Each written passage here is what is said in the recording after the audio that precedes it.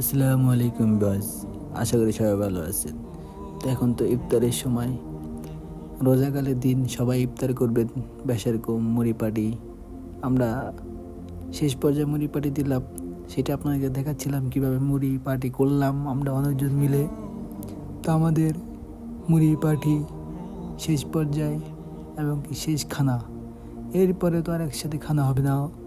আপনারা দেখতে থাকুন কীভাবে মুড়ি পাটি করতে হয়। তো আমাদের এই পর্যন্ত একটা বালতি নেওয়া হলো, যা যা মশলাপাতি নেওয়া দরকার সব কিছু নেওয়া হলো। তা আমরা সব কিছু মিক্সে করলে একটা সুন্দর একটা রঙ আসলো মুড়ির কালারটা। তো আমাদের ভাই অনেক কষ্ট করে, অনেক মেহনত করে মুড়ি মাখাচ্ছেন। তার মধ্যে আমরা বসে বসে দেখলাম এখন একটা ঝাঁকুনি হবে মুড়ির মধ্যে।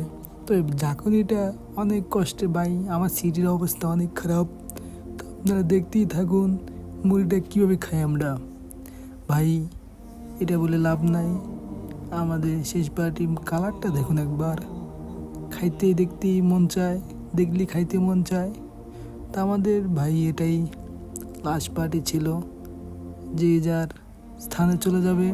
আমাদের ভাইদের সবাই পক্ষ থেকে একটা পার্টি ছিল।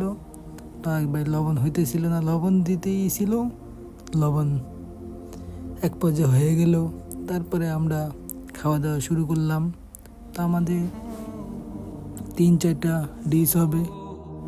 তো আমাদের দেখলেই জিভে পানি চলে আসে এই মুড়ি কালারটা দেখতেই, অনেক চমৎকার একটা কালার।